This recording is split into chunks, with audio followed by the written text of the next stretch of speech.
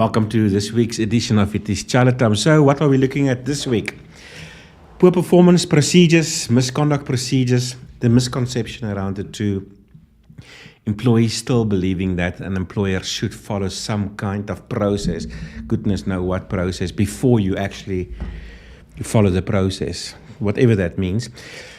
We'll be talking about my CCMA case yesterday, a very interesting case, a white-collar worker. For those of you who don't know, white-collar worker are normally your VIPs or your high-level employees, your management, your specialists, and so on and so forth. And there's an element of an expectation of organizational culture or value when they approach the CCMA. Very interesting. We will get a touch base on that. So what I've been doing this last couple of weeks, interesting how my work in labor law goes through certain cycles. There are times where you deal a lot with retrenchments. I remember a few months ago, it was like silly season, just retrenching left, right, and center. But now this last couple of months, probably last 2 months, even this week, today, tomorrow, mediation, employees fighting with each other, employees and employers having disputes with one another, disagreements. I've had a meeting this week with a client, and he was fighting with his general manager for refusing to sign his contract, and then start blaming me. Why didn't I make him sign his contract, and why didn't I dismiss him because he doesn't want to sign his contract? So I'd explained to him the guy didn't commit any misconduct. The reality of the matter is the two parties are not agreeing on the T's and C's of that document. So the employer ended up looking at him and said, "But listen, I thought we agreed." And he said, "No." The general manager in his face told him, "I don't agree." And you know what? He handed his resignation right there and walked out. Drama. This business is about drama. When that cycle of mediation, resolving disputes between employers and employees in the context where the employer don't necessarily wants to dismiss an employee. So we're not talking warnings here. We're not talking disciplinary hearings and getting people dismissed. Mediation, a wonderful tool. I love mediation. Try to get parties to understand their own shortcomings and try to come to a solution where they actually come up with a solution and try to enter into some kind of commitment to see if we can't resolve the way we work together. You know, there's a saying that say that let's talk about the Springboks. I've heard this one coach, I don't know if it's Rassi, somewhere I read that you can have the best players in the country play for the Springboks, but if you can't get them to play together, you're not going to win matches, And it's the same thing with, I suppose, with any relationship, especially employment. People can't work together. There's a saying of a wise book that says that a kingdom divided against itself cannot stand. So I think that rings true. But anyway, so yesterday, I must talk to you about yesterday. I dealt with the CCMA case in Durban, It took about 40 minutes. It was only a conciliation. So it was very quick, actually. What was quite interesting is, I always ask myself, considering that we have rights, we have the right to go to the CCMA, is it always prudent for us to exercise those rights? In other words, must you go to the CCMA simply because you have the right to go there? Think about that for a moment. How often I've seen employees, I'm going to take my boss to the CCMA, I'm going to take my company or my employer, we're going to go to the CCMA, or the unions, Viva, we're going to go to the CCMA, almost romanticizing this idea of going to the CCMA, you see. But when you get to the CCMA, you realize, I almost said shit. This is not how I thought this is going to be. It's not this romantic idea, But what's quite interesting also is that in my experience now, when you work with blue-collar workers, that's what they say. I don't believe in higher and lower level employees, but most of this world, they put a sticker on us, You are a worker, you are entrepreneur, you are higher, you are lower, whatever, just work with me. So apparently if you're a lower level employee, then you are called a blue collar worker. But anyway, but it's interesting, the lower you are in the hierarchy of human relations in terms of the workplace, the more you understand that the CCMA it's a wild place. You got to go in there. It's going to be like a dogfight, you see.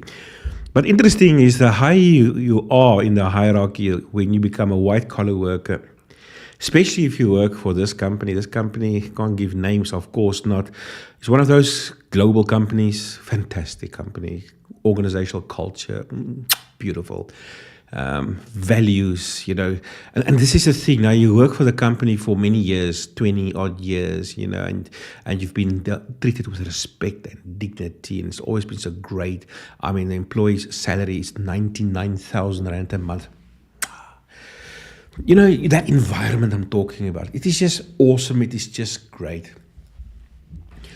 Now it is time to go to retirement. The contract states when you're 62, policy of the company will go to retirement. On the intranet, there's a policy that actually explains it a little bit more, and it actually gives examples on your birthday month. That is when you go on not maternity leave, when you go in retirement, you see.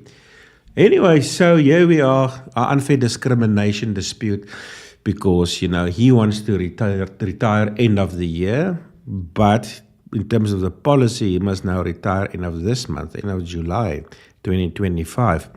But what is interesting is how you come there, and dispute resolution is different. The feeling, the look and feel, the circumstances, I suppose, is vastly different than what you experience in the business itself.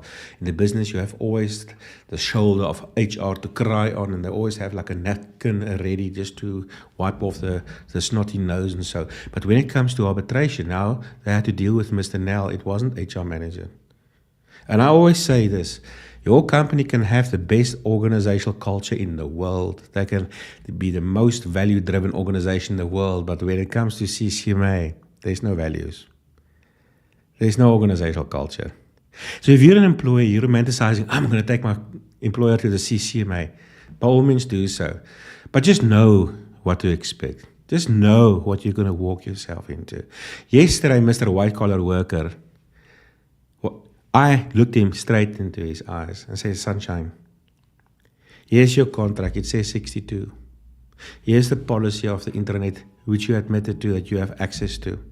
It very clearly states on your birthday month. I had a report where I pulled out since all the people who went in retirement since 2001, 40 of them, every single one of them went on retirement in their birthday month. So I told him straight, you're retiring end of this month. There is no December for you. And if you want to spend R500,000 to go to the labor court to fight a losing case, enjoy yourself. Oh, now what did he say? I'm threatening him and I am arrogant. Suddenly it is not this organizational culture anymore, this value, this napkin with this HR manager wiping off the snotty nose. So it was just interesting. It's just interesting how you go to CCMA and people expect to go there, and suddenly, you're going to be met with this soft employer, value-driven, is going to try to negotiate with you and see if we can arrange a settlement, you see. To the contrary, you walk in there, you're going to be met with someone who's going to look you in the eyes and tell you to stop your nonsense, you see. Anyway, that was yesterday. It's just interesting. It was just interesting to see the shock in the face. Like, I didn't expect this. I expect another HR session. It didn't work. Anyway, so a bit more of this. The procedures. Performance. What is performance? What's a PIP? This word that goes around PIP. Misconduct. What is it? It's interesting. And why are we talking about this? It's just still because of the misconception out there that for some reason, some people believe that before you enter into a process that could lead to your dismissal in terms of either the LRA or the Code of Good Practice, that there should be some kind of other process.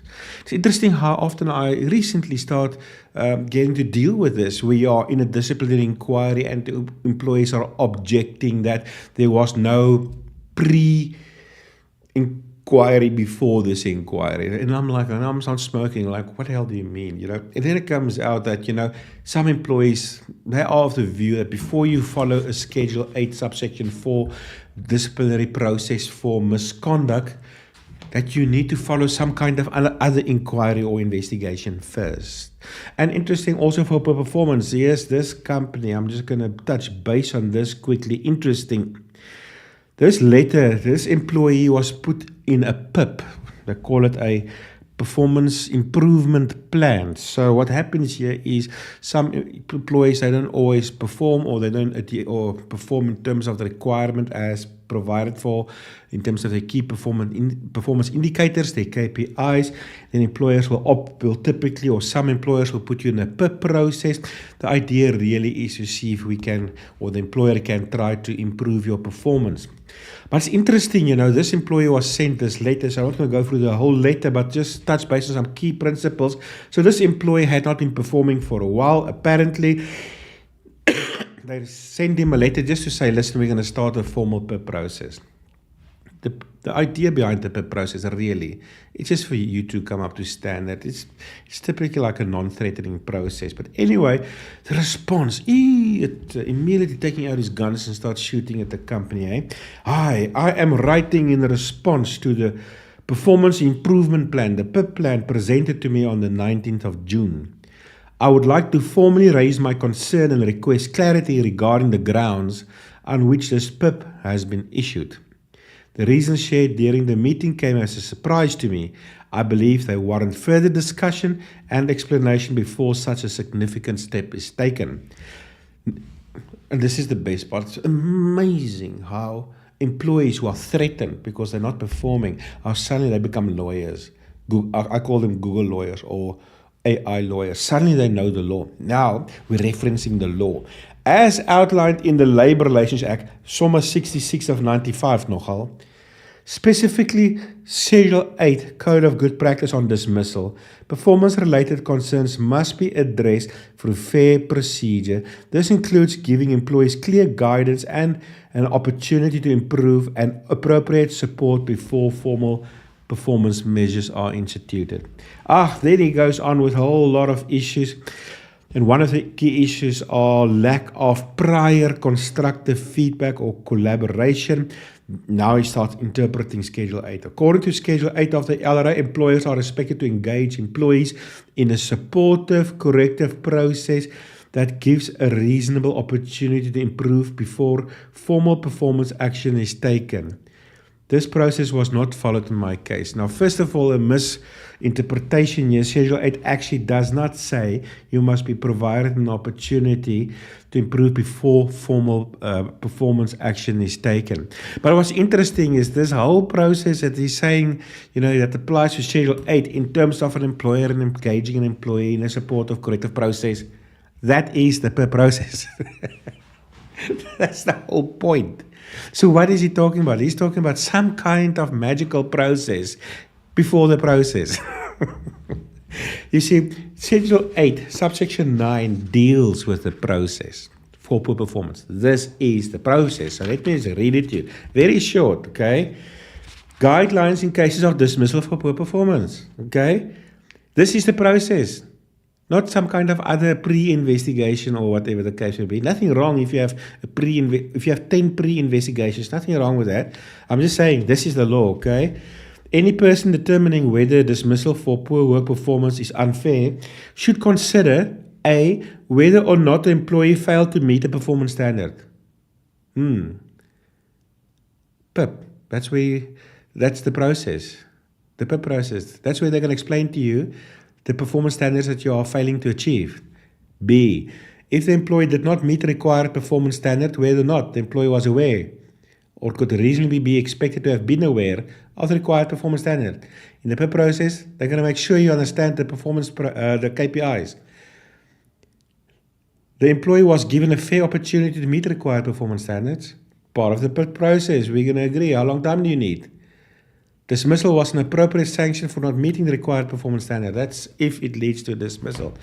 I don't believe these processes are engineered in such a way to necessarily drive a dismissal. The idea of this process is to correct your performance. It's interesting how we come out guns blazing.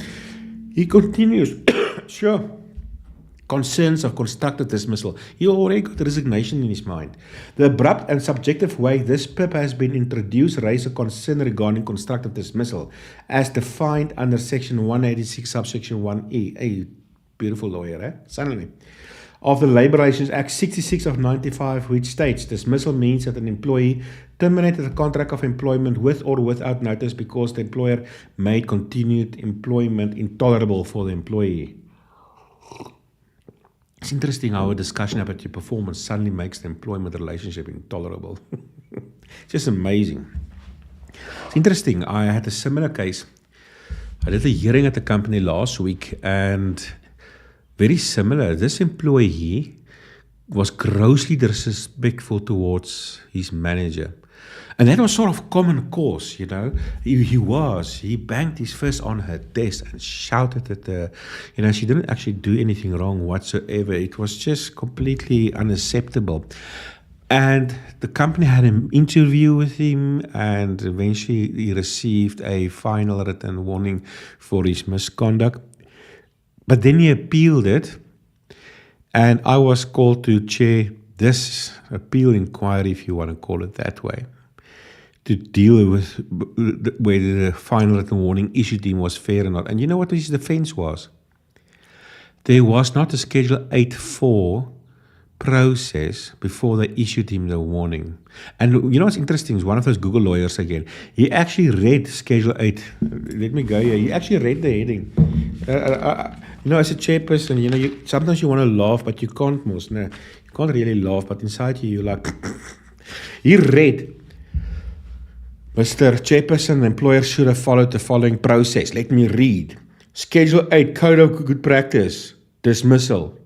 Eventually I assisted him. I said, listen, Google lawyer, did you read the word? You actually correctly read the heading. It says dismissal. Were you dismissed? No. So this process applies when they want to dismiss you. There's no Schedule 8.4 if they want to give you a warning. This is a dismissal procedure. So to fire you, they must have this hearing here, which we have today. So my job here as a chairperson, Sunshine, is to determine whether I'm going to dismiss you or not. So you receive a final written warning, you objected it, they've cancelled it, subject to this appeal. So I'm going to consider whether I shouldn't dismiss you or not. You know, this LRA and Code of Good Practice must not provide a procedure on how to give a warning. So the employer don't have to follow a Schedule 8.4 procedure. Now let me explain to you this procedure. Schedule 8, subsection 4. This is the procedure to follow when the employer wants to dismiss you for misconduct. And no, the employer don't have to follow a pre-investigation. There is no necessary, in terms of law now. So if the employer wants to have 10 pre-investigations, by all means, have your 10 pre-investigations. Don't write a letter to your employer showing your bad attitude, né? And how smart you are by misinterpreting the law, okay? Schedule 8, subsection 4 explains the fair procedure to follow when dismissing you for misconduct. Normally, the employer should conduct an investigation to determine whether there are grounds for dismissal. Interesting, the law actually does not use the word hearing. Ne? So that hearing that you have been called to is the investigation that you are complaining about. Okay, this does not need to be a formal inquiry. The employer should, not must, should notify the employee of the allegations using a form and a language that the employee can reasonably understand. The employee should be allowed the opportunity to state the case in response to the allegations. The employee should be entitled to a reasonable time to prepare the response and to the assistance of a trade union representative or a fellow employee. After the inquiry, the employer should communicate the decision taken and preferably furnish the employee with a written notification of that decision. That's the process. That's the process of a disciplinary hearing. So if your employer is taking you to task in a misconduct process, unless your company policy specifically provides for it, there's no pre-investigation necessary. There's no pre-performance review process before the performance review process in terms of Schedule 8, subsection 9 of the Code of Good Practice. But no, okay, so how do you differentiate between performance and misconduct? I think that's a bit more telling issue. So the PIP process, the PIP process really is there because you are not achieving your KPIs. And this is a bit of a word of advice for HR managers too, those who who are driving this process. Now, remember, in terms of our dismissal law, you sort of need to get your procedure correctly. You can't retrench people for committing misconduct. So there's a very specific process for misconduct. There's a bit of a specific process for operational requirements. There's a specific process when it comes to incapacity. And poor performance falls under that ambit there, incapacity. So now, the PIP process, you can, as an employer, follow the PIP process and still get it wrong. Why do I say so? Because employers often very ignorantly use the word or the phrase poor performance. A person comes late, so he's not performing well, apparently. A person didn't come to work yesterday, so now he's not performing. Or you send an email to an employee giving him instruction to do something, but he didn't do it. He didn't respond on email. Now he's not performing properly. But you see, the thing is this. Often when an employer is accusing an employee of poor performance, it's actually not performance at all, it's misconduct. In other words, I tell you to lock up the office when you leave. If you didn't do it, you didn't perform poorly, you didn't do what I tell you to do. You are misconducting yourself. So the PIP process in itself, you need to be alive to the fact that even though an employer may start a PIP process because the employee is maybe not adhering to his KPIs, it doesn't not necessarily in law mean that the employee is performing poorly. He may be misconducting himself. So I was at the CCMA about a month ago in the Western Cape. We dealt with a poor performance case. And the commissioner there he's got a saying how to differentiate between misconduct and poor performance. I should have, but I couldn't, versus I should have, but I didn't. I should have, but I couldn't, versus I should have, but I didn't. I should have, but I couldn't means that for some reason I was incapable of performing whatever was required of me, either because the employer is not providing the tools of trade, or the requirements are unrealistic, or maybe I am just incompetent, I can't do the work. So if you follow the PIP process, you need to ask yourself, in terms of these KPIs, the non-deliverables, is it because the person is incompetent, he can't actually do it, maybe he's way head over his heels? Is it a matter of the targets actually being unrealistic, or is it a matter of the employer not creating or providing the tools of trade for the person to perform? Or is it a matter of misconduct? I should have, but I didn't. So the person is not incompetent. The targets are reasonable. He did get the tools of trade, but for some reason, he's thinking of his girlfriend and he's just not present in his mind. Or he's just having a bad attitude or whatever the case may be. Then he's misconducting himself. So the PIP process, the HR manager or the manager driving this process must still ask himself or herself, considering this person is not living up to his KPIs, is it because the person has got a bad attitude, he's just not doing it, but he can do it, he's capable of doing it. In the last 10 years he did it, it's just for some bizarre reason now he's not doing it anymore? Or is it the matter of this person is not capable of doing it? So during that PIP process you must still ask yourself, is this misconduct issues or performance issues? Somebody phoned me on the airport yesterday discussing this woman's poor performance for the last 2 years or so, and eventually I said, hold on, man. You've just told me how competent this person is. So why do you want to go through another PIP process? You've just done one. The person is not performing. I don't think this person is incompetent, as you just said. The person is negligent. The negligent of duties. Give her a warning. Give her a final warning. Put in a hearing, dismiss her. If that is the outcome, So, difference between misconduct and performance. So, at the end of the day, the whole process or the purpose of the performance process or the improvement plan is not necessarily to dismiss a person.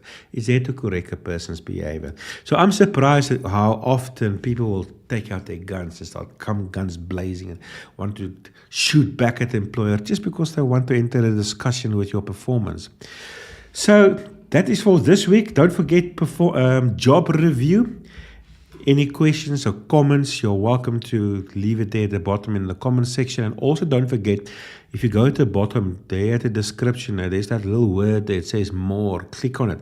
You'll find so many valuable resources in there. You can just read on there, click there, and help yourself with some goodies and some additional value there.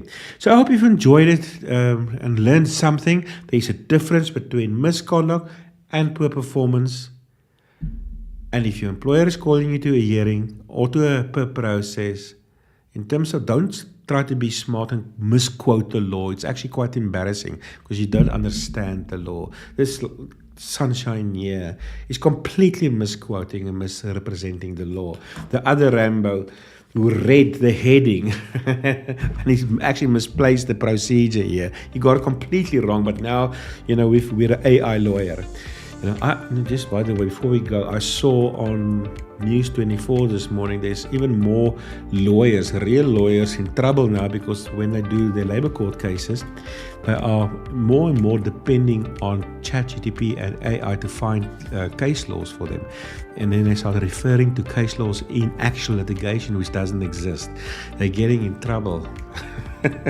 So if you're an employee, you are subject to a hearing, you think ChatGPT is going to help you, get a real lawyer. See you next week. Good morning, Harmony people. Let's have a look at some of the vacancies posted nationwide on our Harmony People's Network this week. A well-established law firm based in Fourways is looking to appoint a candidate attorney to join their team. 5 Services in Richards Bay is currently seeking a business improvement officer on a 24-month contract. Chaile Facilities Management based in Roodeport has an opening for a debtors controller, and Wits Health Consortium is looking for a head, information technology. For the full information of the mentioned positions, how to apply, as well as more available positions, find the vacancy link in the description. You will also find a link to a useful video on how to compose a winning CV and have a successful interview. Tune in again next week for more Harmony vacancies.